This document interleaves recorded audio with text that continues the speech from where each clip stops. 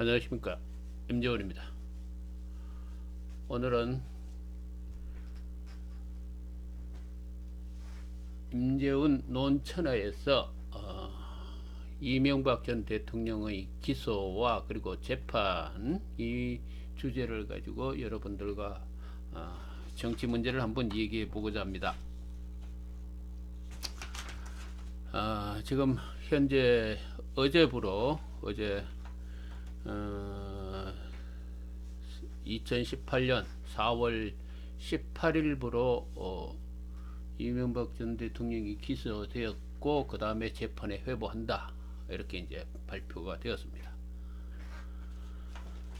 근데 이제 이 상황을 보면서, 그리고 지금 현재 검찰이 진행하고 있는 이 상황이 그렇게들 명분을 걸었죠. 적폐청산과 부패청산, 그죠? 그리고 그래서 이것은 뭡니까? 박근혜 촛불혁명의 연장선상에서 있는 것이 맞겠죠. 만약 부패청산과 적폐청산이라고 한다면은 촛불혁명의 연장선상에서 두는 것이 옳지 않을 것입니다. 그죠? 왜냐하면 부패청산과 박근혜 대통령의 지금 재판과 탄핵은 엄연히 박근혜 대통령의 정치적인 실패에 따른 어떤 결과물이 되죠. 결과물이 되는데, 그것은 결과물은 거기서 끝나야 되겠죠. 그죠? 그 이슈는 그 이슈고, 또 이명박 대통령의 이 재판 문제는 그것과 별개인 부패 문제의 재판이란 말이죠. 그래서 언제 어디서든지 설사 촛불 시위라든지, 그리고 박근혜 대통령의 탄핵이 없었을지라도 이명박 대통령의 부패 사건은 다뤄져야 합니다. 따라서 이것이 연장선상에서 주제가 되어서는 안 된다라는 얘기죠. 그런 의미에서. 그러나 지금 현재의 이 상황은 연장선상에서 있는 것 같다라는 얘기입니다. 다시 말해서 문재인 정부가 주장하는 촛불혁명의, 그리고 그것이 박근혜 정부를 무너뜨렸고, 지금 현재 박근혜 대통령이 재판에 회부되어 있고, 1심 판결이 났죠. 그리고 그 여세를 몰아서 이명박 대통령을 지금 기소하고 재판에 넘기려고 한다, 이런 관점이라는 얘기죠. 이 관점은 뭐냐면 바로 저거잖아요. 정치보복적인 시각이 바로 이겁니다. 박근혜의 이 박 대통령의 탄핵 재판 1심 선고, 이 연장선의 여세를 몰아서 이명박의 구속, 기소, 재판, 회부, 그죠? 이렇게 흘러가죠. 이것이 바로 정치 보복의 패러다임이라는 얘기죠. 그죠? 맞죠? 정치 보복이 안 되려면은 이것과 이거는 별개여야 한다, 다른 사안이 나야 한다라는 논리가 성립된다라는 얘기가 됩니다. 제 얘기의 요지는. 그런데 과연 이것이 부패, 다시 말해서 별개의 사안인가, 박근혜 대통령의 탄핵과 별개의 사안인가 하는 것은 자유한국당의 시각을 빌자면 이렇습니다. 홍준표 대표가 얘기했죠. 서로 총질을 하다가 이제 당했다, 그죠? 이 얘기는 뭐냐면 그것이 바로 서로 총질하다, 상호간에 이명박과 박근혜가 서로 싸우다가 결국은 힘이 약해져 가지고 분열되어 가지고 문재인 정권이라고 그러는 이 문재인 정치 세력이라는 이 세력한테 당했다, 이런 얘기가 되죠. 그죠? 그래서 그래서 그렇습니다. 이것이 정치 보복이냐 아니면 부패 청산이냐. 부패 청산이려면은 박근혜 전 대통령의 탄핵과 무관한 행보를 보여서야 한다라는 얘기가 되죠. 그런데 현실적으로는 그렇게 보이지를 않습니다. 부패 청산하면은 지금 실예가 지금 저기 우리 지구 저 끝에 있는 저 반대편에 있는 나라 브라질에서 일어나고 있죠. 그죠? 롤라 대통령이라고. 그죠? 응? 롤라 대통령이 지금 부패 혐의로 12년 형을 받았잖아요. 교도소 갔잖아요. 그죠?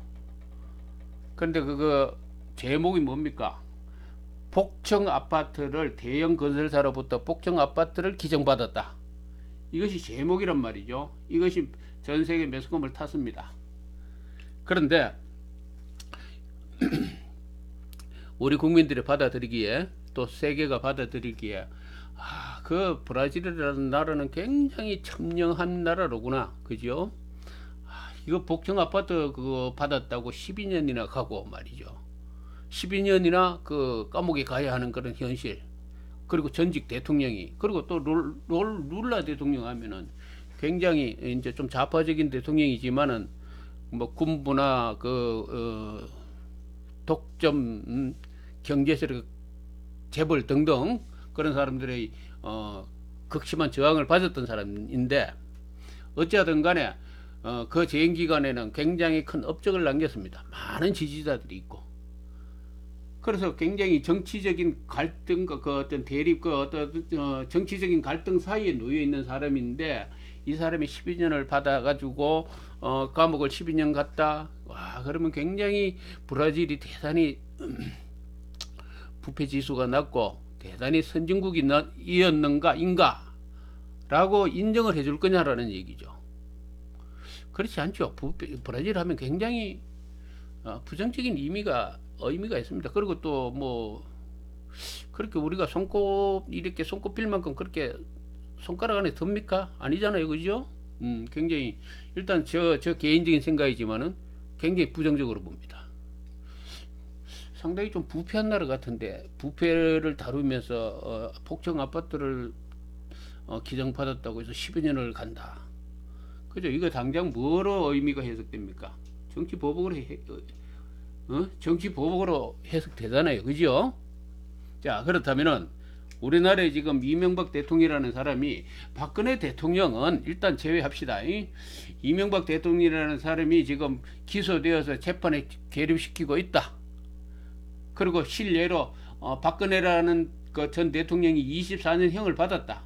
그리고 나머지 그 뒤를 밟아가는 이명박이라는 사람이 지금 재판에 회부되었다. 이거 결과가 뻔하게 보이거든요. 그죠? 자, 그랬을 때에 세계인들이 뭐라고 그럴까요? 대한민국은 굉장히 천명결복한 공무원들이 날뛰는 설치는 그런 통치를 하는 그런 아름답고 굉장히 도덕적인 국가구나 그렇게 생각할까요? 그렇지 않잖아요. 왜? 우리나라 부패 지수가 얼마나 높습니까? 부패 지수가 굉장히 높거든요. 그리고 자, 이렇게 되면은 세계인이 바라보실 때에 대한민국이 참 부패 지수도 높은 나라고 정치 보복도 심한 나라고 그렇다. 자, 그렇게 오해할까봐 국민들이 대한민국이 부정적으로 이미지로 비춰질까봐 가히 두렵습니다. 그죠? 두려운데 그렇게 두려운데 지금 현재의 상황은 진행되고 있습니다. 그 두려운데 이제 지금 그런 주장을 하지요. 검찰의 지금의 이 행보의 이 정정당당함을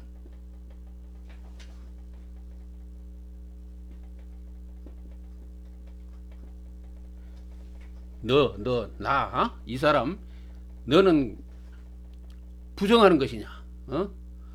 시궁창에 처박는 것이냐? 이렇게 삿대질을 하실 분이 분명히 많을 겁니다. 분명히. 그러나 자, 역설적으로 생각해 봅시다. 문재인 정권의 하의 검찰은 굉장히 청명결백과 다시 말해서 정정당당하고 청명결백한 검찰이다. 그러나 과거 보수 정권의 그 검찰은 개판이고 엉망이었다. 부패한 검찰이었다. 따라서 지금의 검찰은 청명결백함으로써 지금의 검찰의 행보는 당연히 추앙받아야 되고 찬양받아야 된다.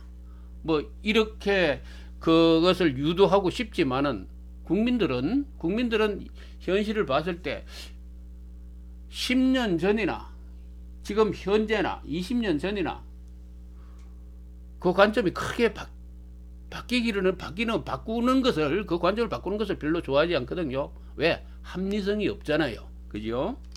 왜 합리성이 없느냐? 문재인 정권이 들어섰다고 해서 왜 검찰이 어느 날 갑자기 깨끗해져야 되죠? 깨끗하게 졌다는 저는 그 근거가 뭐가 있습니까?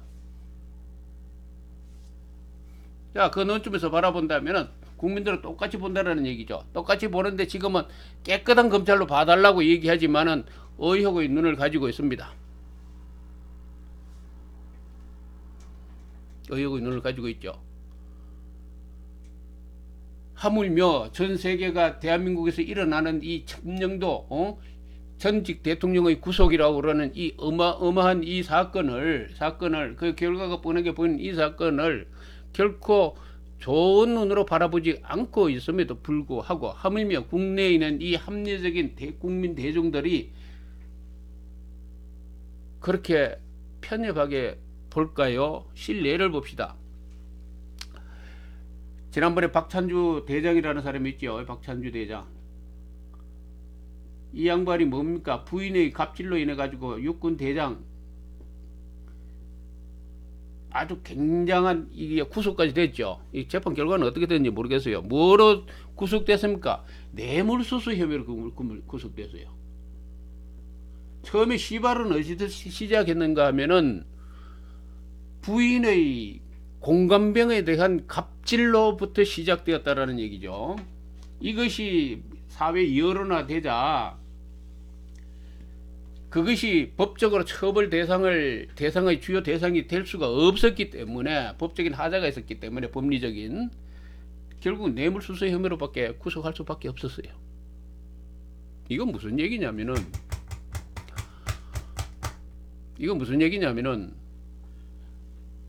어떤 특정 사항에 그 이슈가 돼가지고 그 부분에 대해만 죄를 가지고 논하는 것이 아니고 가다가 찾다가 안 돼 나중에 뒤지다 안 돼가지고 뇌물수수 혐의로 구속시켰어요.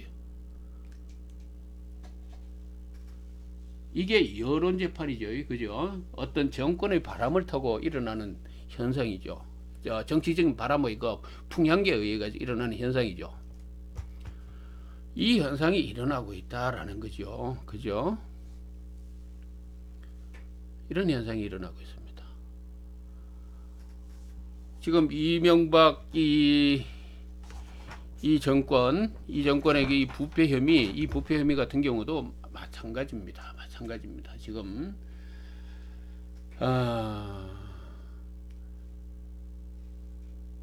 이 검찰의 이 정정당당한 행보를 이해하고 국민들이 올바른 관점으로 봐달라고 주문하는 현재의 정치적인 이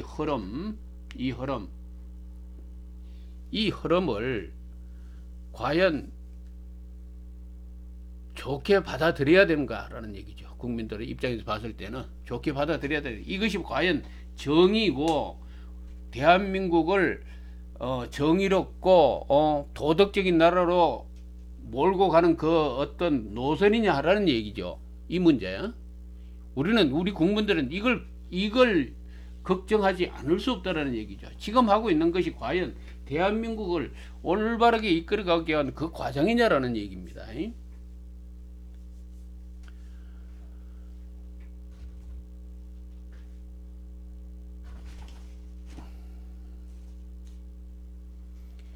그 박찬주 그 대장의 그 경우에서 봤듯이 얼거매죠. 그죠? 얼거매죠. 그래 지금 뭐 이명박 대통령의 그 제목을 지금 그 제목이 뭐 굉장히 많더구먼요. 뭐 18개항인가 뭔가에서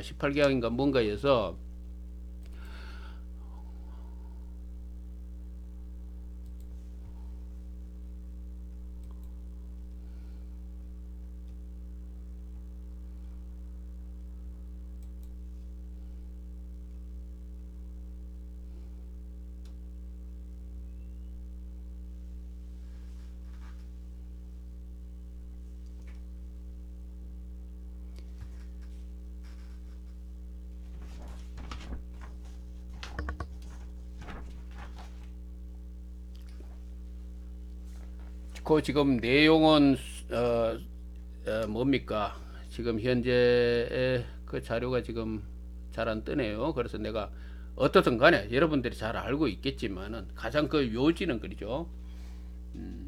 다섯 문제죠. 이 다섯 문제에서 출발하고 있지 않습니까? 이 출발하고 있는 거 이것이 이제 이명박 대통령의 것이다라고 얘기를 하고 있는데 이 재판의 결과가 어떻게 될지 이제 그것이 이제 가장 중요한 요지죠. 요지. 앞으로 이제 법정에서 다투어야 될 문제인데 이 문제. 그리고 또 검찰은 그들이 지금 진행하고 있는 그 적폐 첨령한 대한민국을 깨끗한 정부를 만들기 위한 어떤 뭐 역사적 과제 검찰의 주장이죠. 또 문재인 정부의 주장이고 이 과제가 옳은지를 증명하려면은 지금 현재 주장하고 있는 것은 검찰의 주장이고 최종적으로 사법부의 판결을 받아야 됩니다. 사법부의 판결을 받아야 돼요. 이것이 종점이 될 수밖에 없습니다. 정치적인 지금 현재 시각이 박근혜 대통령의 이것이 정치적인 사건이라면은 또 이것이 같은 노선상에서 같은 그 관점에서 지금 문재인 정부가 이왕 내친금에 일체를 청산하자라고 그런 관점인 것 같아요. 그런 관점에서 지금 같이 몰아붙이고 있는데 이것이 이미 박근혜 대통령의 이 문제는 조금 비교해서면은 상당히 이미 때가 늦었습니다. 이건 손을 써가지고 뭐 어떻게 시정하고 바꿀 그런 상황이 아니라는 얘기죠. 그런 상황이 아니고 지금 그러나 이 이명박 대통령의 이 사건은 최종적으로 법리 다툼으로 갈 수밖에 없습니다. 대법원까지 가야 되겠죠. 가가지고 그것이 이건 법적인 투쟁으로 갈 수밖에 없어요. 왜? 이명박 대통령은 탄핵을 받은 대통령이 아니잖아요. 전직 대통령으로서 대법원 판결 이전까지는 엄연하게 죄인이 아니라 대한민국의 전직 대통령이란 말이죠. 전직 대통령이라 하면은 그 공정성이 현재의 검사보다도 더 국민의 신뢰를 받고 있다는 얘기입니다. 무슨 얘기냐? 51%의 이것으로서 당선된 사람이 바로 전직 대통령이었고 이런 역사적인 사실은 현재의 검찰보다도 더 신뢰가 가는 부분이라는 얘기죠. 무슨 얘기냐면은 49%가 아무리 이를 갈고 이명박 나쁜 놈, 이명박 죽일 놈 아무리 매스컴을 통해서 떠들고 국민들에게 해봤자 국민들은 기본적으로 그에게 과거에 보냈던 51%의 그 신뢰도가 있다라는 얘기입니다. 49%의 목소리만이 전체가 아니라는 얘기가 되죠. 따라서 이것은 대법원 판결 전까지는 이 죄인이 아니에요. 그죠? 죄인이 아닙니다. 다시 말해서 그것이 저게 아니다라는 얘기. 일반인의 이 범죄 사실하고는 전혀 다르다라는 얘기죠. 그죠? 일반인 같으면은 이 일반인을 검찰이 붙잡아서 이제 수사를 하고 한다면 이 검찰의 신뢰도가 훨씬 일반인의 신뢰도보다 높습니다. 왜? 이 사람은 공인이 아니기 때문에. 그러나 전직 대통령은 다르죠. 엄연히 다르죠. 따라서 이 다섯 문제, 이 이명박 대통령의 문제는 반드시 대법원에 가가지고 대법원의 이 확정 판결을 통해서 모든 것이 죄의 유무가 결정 나야 되기 때문에 어떠한 이전의 어떤 그것을 가지고 단정하고 예단해서 안 된다라는 것입니다. 따라서 매스컴도 검찰도 앞서가는 어떤 그런 식의 어떤 언론 선동과 매스컴의 언론 플레이를 해서는 안 되죠. 그것이 바로 죄입니다. 왜? 만약에 대법원에 가서 그 판결이 뭐 예를 든다면 쉽게 얘기해서 박찬주 그 대장의 경우와 같이 엉뚱한데 도저히 잡아넣을 수 없으니까 엉뚱한데 가가지고 몇 개 경제 잡범 그걸 가지고 잡아넣었다. 이렇게 하면 이 검찰 이거 책임 물어야 돼요. 책임 물어야 됩니다. 다시 말해서 국가의 격을 실추시키고 대한민국을 망신시킨 죄, 그 죄가 분명하게 있습니다. 지금 주제하고 밀어붙였던 이것이 무죄로 판결 난다면은, 그리고 이전에 언론 포위를 해가지고 온갖 이상한 선동을 다 했던 거, 그거에 대한 죄는 반드시 물어야 돼요. 왜? 일반인하고 다르기 때문에. 그런데 지금 박근혜 대통령 같은 경우에는 내가 1심에서 지금 24년 판결이 났습니다. 그죠? 24년 판결이 났는데 이것을 여기서 포기하고, 그죠? 포기하고 뭐 2심까지 올라가면 형이 더 줄을 것이다 라고 뭐 어떻게 얘기하는 분이 있을는지 모르지만은 잘 한번 생각해 보십시오. 상당히 어려울 겁니다. 상당히 어려울 거예요. 왜 그런가 하면은 이 문제를 이 얘기를 왜 하느냐 하면은 이 문제를 얘기해야만이 이명박 씨의 그 대법원 법정 투쟁까지 가야 된다고 그러는 그 이유가 설명되기 때문에 하는 얘기입니다. 박 대통령 같은 경우에는 이 사건의 요지가 뭐냐 하면은 사건의 요지라고 하니까 생각이 나는 게 있습니다. 제가 어떤 네티즌 분이 저한테 이렇게 뭡니까 그 동영상을 보내주고 하는데, 뭐 우종창의 창이죠. 거짓과 진실, 거짓과 진실이라고 그러는 이 유튜버가 있더라고요. 여기까지 보내주면서 여러 가지 그 현재 대한민국의 그 매스컴이 전부 어마어마한 산으로, 거짓의 산으로서 국민을 기만하고 있다라는 그런 내용이 요지입니다. 뭐 태블릿 PC 사건 뭐 그런 등등과 같이 박근혜 이 탄핵 사건과 이 정치적인 몰락은 어마어마한 거짓의 산에 의해서 조작된 것이다, 이런 얘기가 주제가 되죠. 그러나 만약에 이 현실에서 일어나고 있는 이것이 어마어마한 거짓의 산이라고 얘기한다면은 그분들의 얘기와 마찬가지로 우종창 씨의 그 거짓과 진실이 그분들의 주장과 마찬가지로 어마어마한 거짓의 산이라고 가정한다면은, 그렇다면은 그들이 주장하는 그 우종창 씨라든지 그쪽 박근혜 그 애국 세계력이라는 그분들이 얘기하는 그 주장이 거짓의 산이 아니라는 증거는 또 뭐가 있습니까? 그렇잖아요. 국민의 입장에서는. 왜? 국민이라고는 건 일상생활에서 지금 먹고 살기 바쁘고 들어오는 정보를 가지고 일체의 그 모든 것을 객관적으로 판단하는 입장인데, 들어오는 정보가 이쪽 정보가 거짓의 산이라면은, 예? 이 거짓의 산이다. 그럼 이쪽 정보는 거짓의 산이 아니라는 증거가 뭐가 있느냐라는 거죠. 그죠? 국민은 항상 이것을 공정하게 바라보고자 하는 욕구가 있습니다. 그러기를 바라고, 따라서 이쪽이 거짓의 산이다, 저쪽이 거짓의 산이다, 이것은 국민들은 상무시하기를 원합니다. 그러나 객관적인 사실이 하나 있죠. 박 대통령이라고 하는 이 정치 세력이 있었고, 그죠? 문재인이라고 하는 이 반대의 정치 세력이 있었습니다. 자, 국민들은 이들이 링 위에 올라가서 이때까지 싸웠다라는 것을 알고 있습니다. 링 위에서. 서로의 권력을 장악하기 위해서. 그죠? 싸웠다라는 걸 알고 있었습니다. 그리고 2016년 이전까지 이 박근혜 전 대통령, 박근혜 씨라는 사람이 이끌었던 이 정치 세력이 대한민국의 제왕적인 거의 절대 권력에 가깝죠. 이 제왕적인 대통령 권력을 쥐고 있었고 대한민국을 쥐고 흔들었다라는 얘기입니다. 그죠?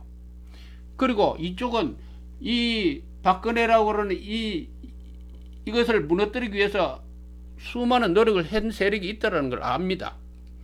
그런데 결과적으로 이것이 무너졌다라는 얘기예요. 링 위에서 싸우던 사람이 한쪽이 케어표를 당하는 과정을 국민들이 지켜봤습니다. 지켜봤죠. 그렇다면은 지금 한쪽은 거짓의 산이라고 그러고 한쪽은 거짓의 산이 또 한쪽은 상대방을 위해서 또 거짓의 산이라고 얘기합니다. 그러면은 무엇을 어떻게 해죠? 그것은 국민들이 이해하기라는 것은 거짓의 산을 가지고 서로 이기기 위해서 발부둥 쳤다라고 밖에 이해를 안 합니다. 서로의 무기를 가지고 자기들이 주장하는 그 내용을 가지고. 그리고 중요한 것은 현실적 결과는 이 박근혜 씨가 무너졌다라는 얘기예요. 이것이 뭐냐면은 요약하면 정치 사건입니다. 정치 사건. 그죠? 국민은 정치 사건으로 받아들여요. 정치 사건으로 무너져 내리고 지금 현재 어디 갑니까? 지금 1심 재판까지 넘어가 있어요. 여기서 여기에서 헤어나기 위해서 거짓의 산이었다. 상대방이 어땠다. 이 정치적인 사건은 결국은 정치적인 마무리로밖에 해결될 수가 없죠. 여기에 어떤 합리적인 논리라든지 이것이 동원될 수가 없잖아요. 적용될 수가 없지 않습니까? 그죠?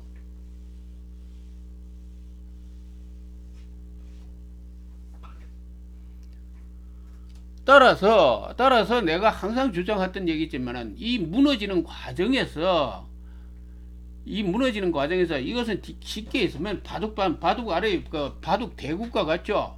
박근혜라는 사람이 두는 이 대국이 있었고 문재인이라고 하는 사람이 두는 대국이 있었습니다.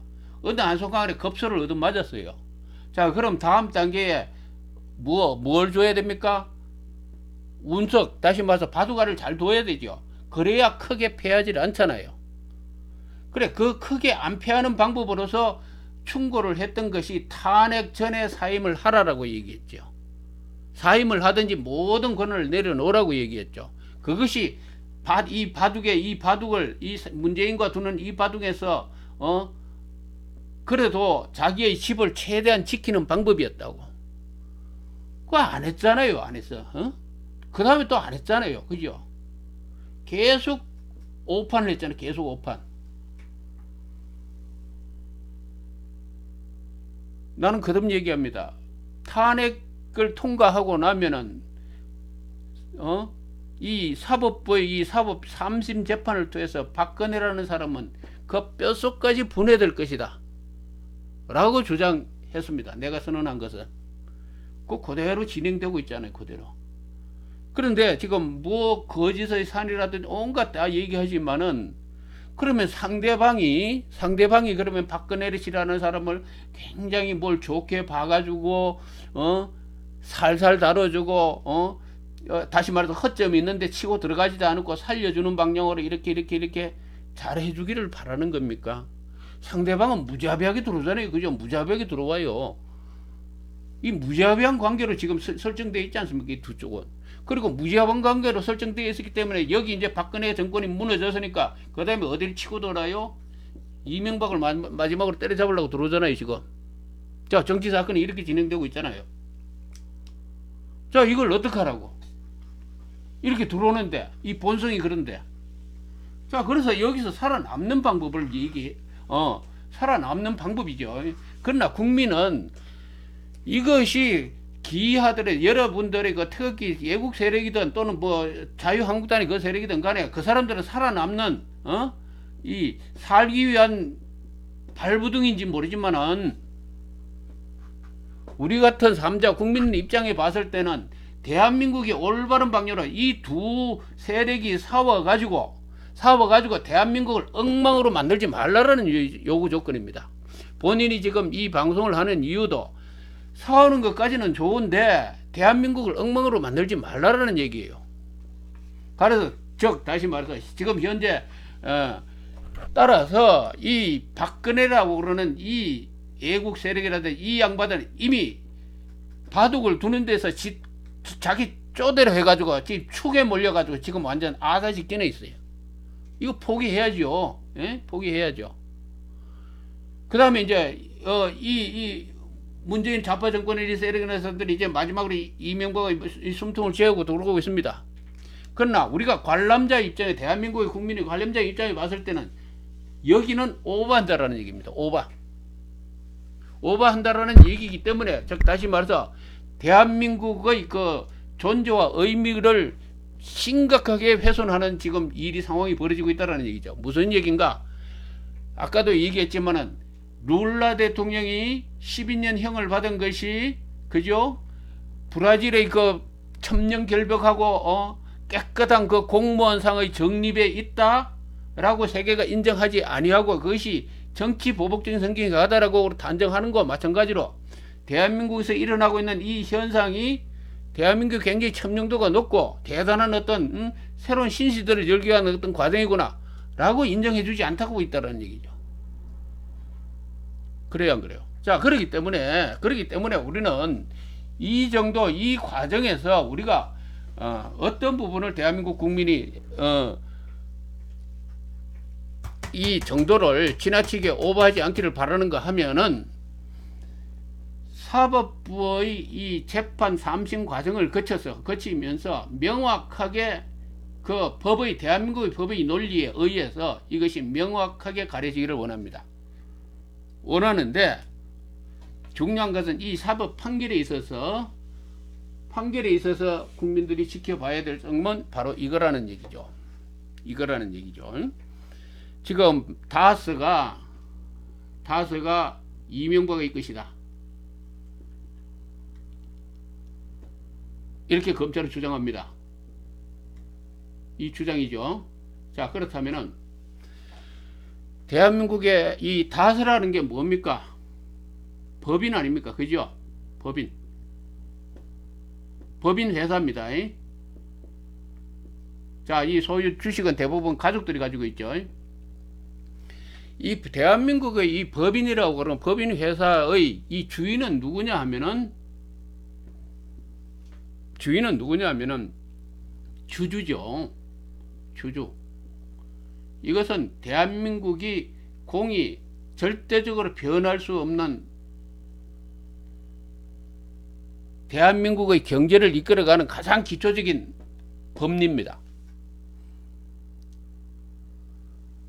자, 그런데 이 검찰은 이 이명박 씨가 이 다스의 대지주인가?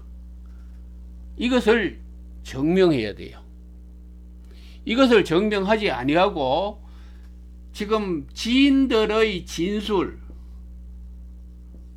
진술의 고리를 엮어가지고 여기서 또 나오죠. 거짓의 산, 진술의 산, 말과 말의 진술의 산을 엮어서 지금 다스가 이명박 거래라고 그러는 이 법인 주주주의를 법인 주주주의를 무시하는, 다시 말해서 이 대한민국의 이 법인이라고 그러는 이 회사는 다른 방법으로 장악하는 어떤 그 무슨 법적인 법리가 있다라는 식으로 지금 유도하고 있습니다. 그런데 과연 그것이 대법원에서 받아들여지느냐라는 얘기죠. 받아들여지느냐 하는 얘기입니다. 이 무슨 얘기냐면, 가장 우려하는 것은, 대한민국 국민이 우려하는 것은, 흔히 여기서 중국 속담 이거 있죠. 세 사람이 모이면 3인이 모이면 없던 호랑이도 만들어낸다라는 얘기가 있습니다. 그죠? 사람과 사람을 엮어서 없던 어떤 실체를 만들어내는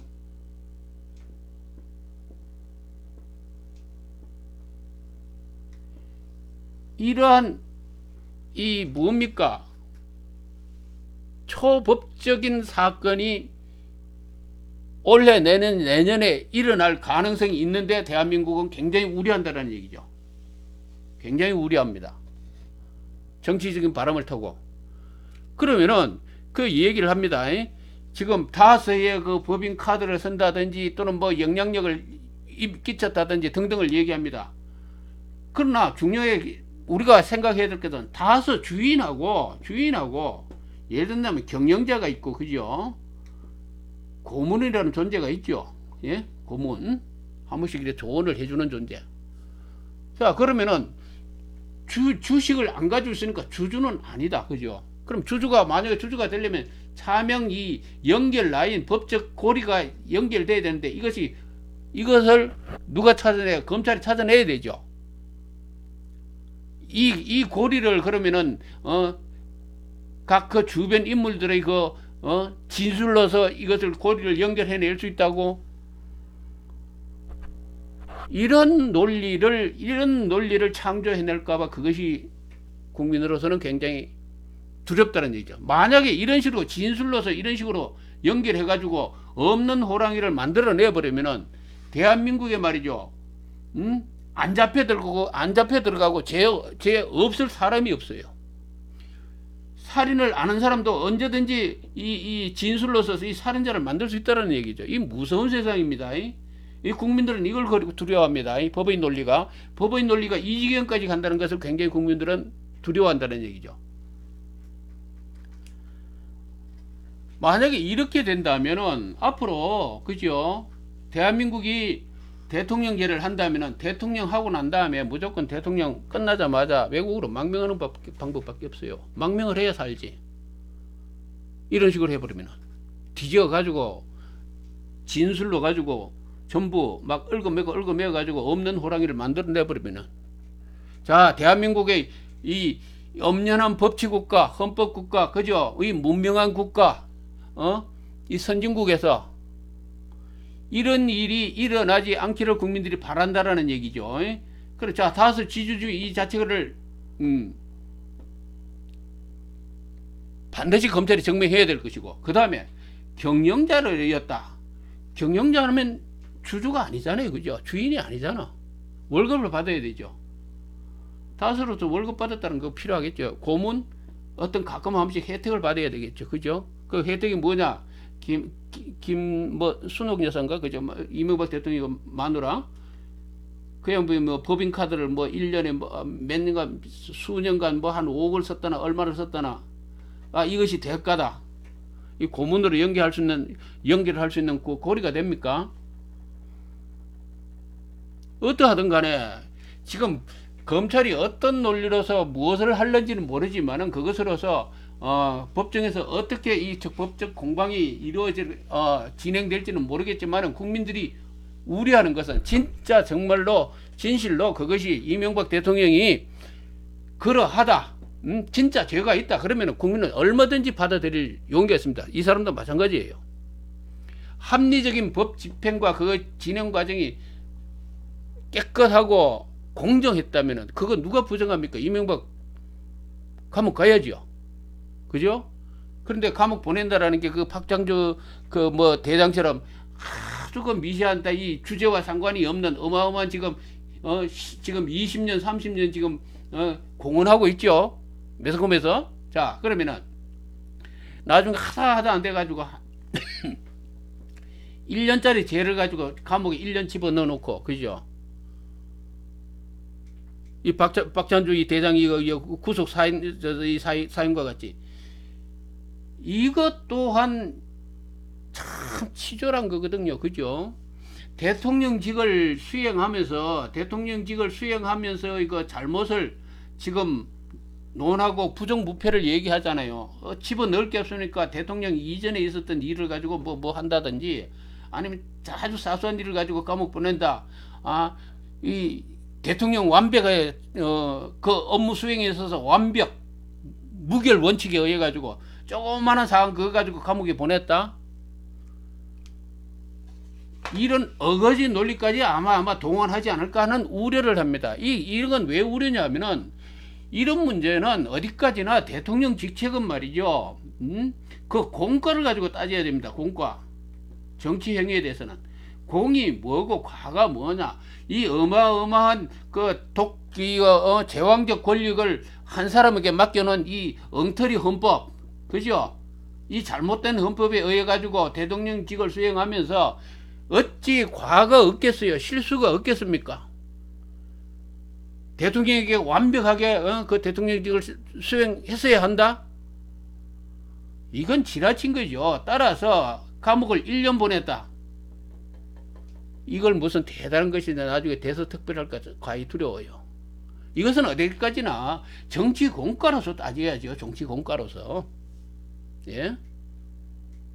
이런 일이 우리가 1, 2년 후에 일어날 것을 굉장히 두려워한다는 얘기죠. 이것은 다시 말해서 국격을 망신시키고 끊임없는 정치 보복을 유발시키는 그런 것이 된다라는 얘기죠.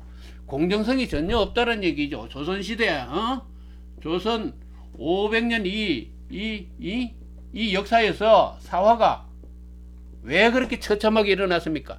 조그마한 것을 침소붕도 해가지고 뭡니까? 사약을 내리고 사람을 죽이고 목을 날리고 이것이 조선시대의 역사 아닙니까?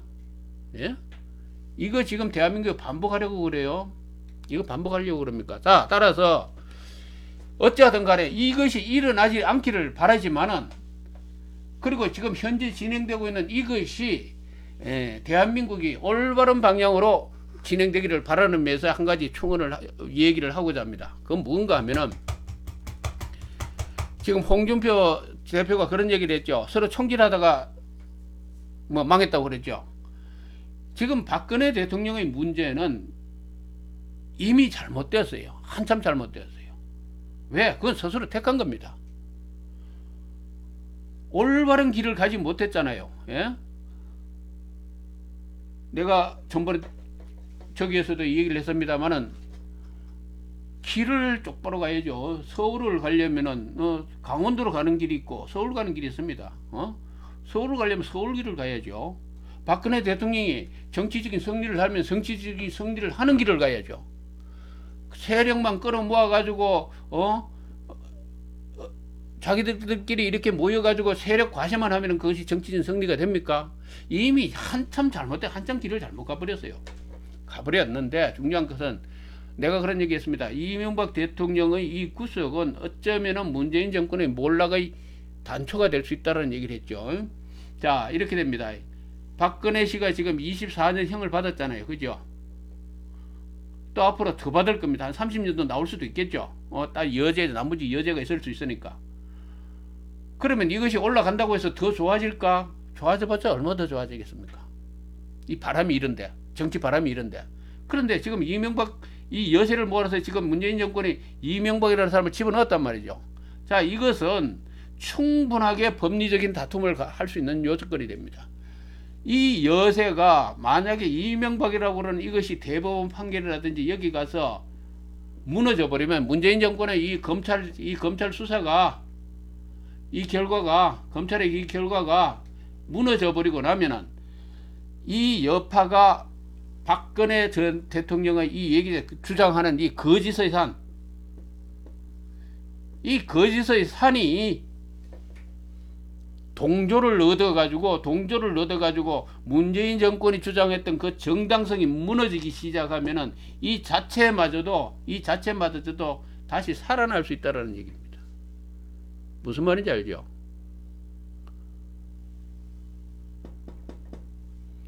그래서 검찰은 어떻게든 이 이명박을 잡아넣기 위해서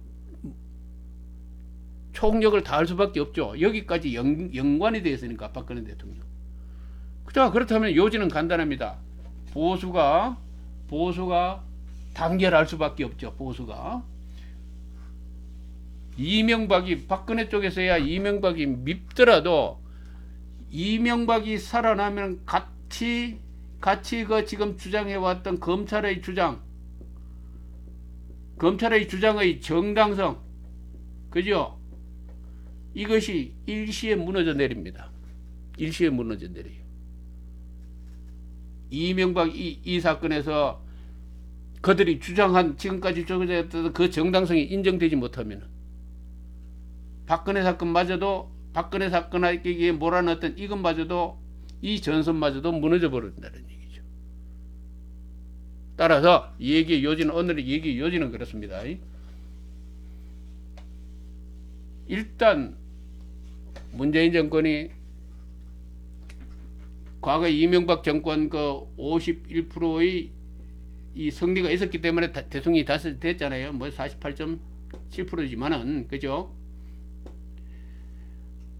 나머지 이 참가가 안 됐던 이 반대했던 이 세력들의 그 합창, 그죠? 죽일 놈이다, 그죠? 이놈 죽일 놈이다.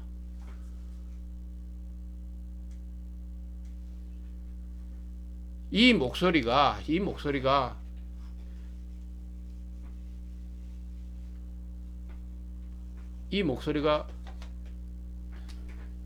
이렇게 되죠. 예? 이렇게 되죠. 이 사건의 결과는 이렇게 된다라는 얘기예요. 실패한다면 검찰이 이 실패한다면 따라서 보수가 이렇게 될 일을 검찰이 또 문재인 정권이 지금 그들의 어떤 정치 바람에 취해가지고 또 내 이 TV 방송이 나가면은 수 없는 댓글이 달릴 겁니다. 그죠?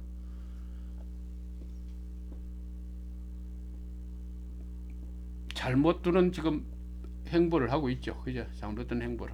자, 그 결과가 어떨는지 한번 두고 봅시다. 국민들은 결코 한쪽에 휩쓸리지 않습니다. 국민들이 바라는 것은, 대한민국 국민이 바라는 것은 뭡니까?